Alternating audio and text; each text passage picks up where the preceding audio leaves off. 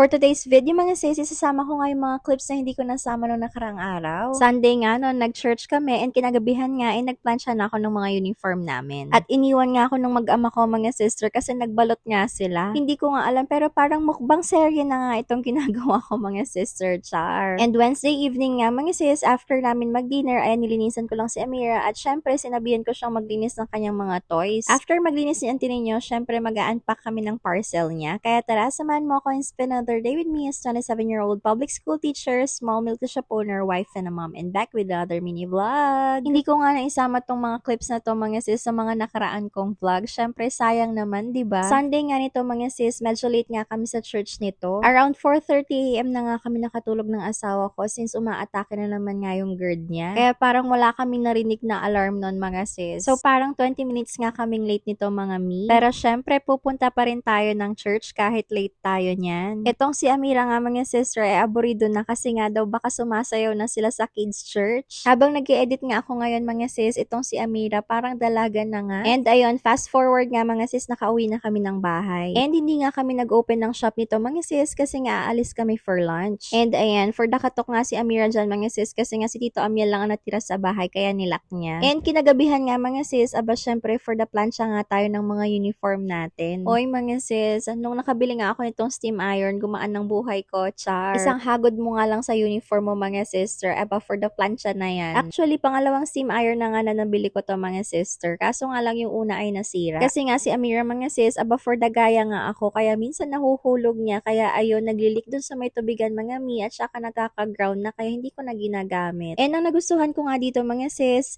yung water container niya, ang laki ng lalagyanan, compare nga dun sa mga handheld lang. Oy mga sis, for the budol ito, kung gusto nyo rin ilalagay ko ang link sa comment section para maiwasan mo na nga ang sunog na damit, char. Syempre, isinabay ko na rin plansyahin itong uniform ni auntie ninyo kasi nga may pasok na rin sila. Habang ako nga dyan ay for the plansya mga sis, yung dalawa naman dito ay for the mukbang ng balot. Itong 4 years old ko na anak mga sister, aba for the kain nga yan ng sisiw ng balot. Minsan nga nakikipag-away pa yan sa papa niya mga sis kung hindi nakakakain ng balot. Buti nga ay for the vlog takeover nga itong dalawa mga sis para nga may pang vlog tayo, char. Dati nga nung maliit ako mga sis, kumakain ako ng sisiyo ng balot, pero ngayon nga parang hindi na nga pumapasok sa lalamunan ko, charis. Hindi ko nga alam mga sis kung itong si Amira paglaki ay for the kain pa rin yan ng sisiyo, char. Hindi ko nga alam mga sister, pero for the wala na ngang baing itong dalawa kapag nagvi-video sa labas, charis. O diba, for the sarap ang kain ng dalawa dyan. Hindi ko nga talaga alam mga sis kung daily vlog ba to o mukbang vlog na nga, char. Lunch ng Monday nga ito mga sis, hindi ko nga naisama dun sa nakaraan kong vlog. Sayang naman kung hindi ko i-upload, diba? Ayun, may nagbenta nga daw ng crab sa harapan namin mga sister, kaya ayun for the bili nga daw sila for lunch. Matataba naman yung mga crabs nila mga sister, kaso nga lang medyo mahirap talagang kumain ng crabs. Kailangan mo pa nga magbukas tapos iuulam mo and then wala na nga kasi ubos na, charis. Kaya sa mga seafoods mga sis, ito ang least favorite ko, char. Kaya nga kapag nagmi-mix seafoods kami mga sis, ang unang nauubos ay ang hipon at pusit kasi nga medyo madali lang silang kainin compare nga dito sa crabs. And ayun, ginataan nga yan mga sis, kaso nakalimutan ko nga bumili ng kalabasa nung hinatid ko nga si Amira sa school, kaya ayan for lalagay nga kami ng talong dyan para may gulay. And Wednesday evening nga mga sis, ayan for the dinner nga kami. O diba, puro kain at iba-ibang araw nga ito, char. So kahapon, uploaded naman mga sis kung anong ganap kahapon, pero ngayon nga kinakailangan ko pang i-upload itong mga nakaraang vlogs, ibang mga clips para naman may vlog tayo, may content tayo. And since nag-celebrate na nga kami ng birthday ni Ara at ni Mother Dear, ayan, for the luto pa rin sila ng spaghetti at saka ng Shanghai with chicken. Mga busy nga ang person ngayon mga sister kasi kami ngang tatlo ay may pasok. Yung isa ko ring kapatid ay may exam kaya hindi rin kami makakalabas. Grabe, for the sarap nga itong lumpiang Shanghai mga sis. Parang kulang nga ang birthday party kapag walang Shanghai, char. And si Amira nga dyan mga sis, grabe, sobrang daming nang nakain. And after no, nilinisan ko na nga si auntie ninyo kasi nga kailangan ng matulog kasi hindi na siya nakakatulog sa hapon mga sis. Every evening nga nilalagyan ko pa rin si Amira ng diaper kasi nga hindi niya pa kayang gumising para umihi ng gabi. Pero sa umaga naman mga sis, nakakatipid kami kasi hindi na siya nagda-diaper, charis. And ayun, tinatanong ko nga rin si Amira dyan mga sis kung ano nga ginawa nila sa school. Sabi nga ni auntie ninyo ay kumanta daw sila ng Aram Samsam, kaya and for the sayo pa nga kami dyan ni Amira.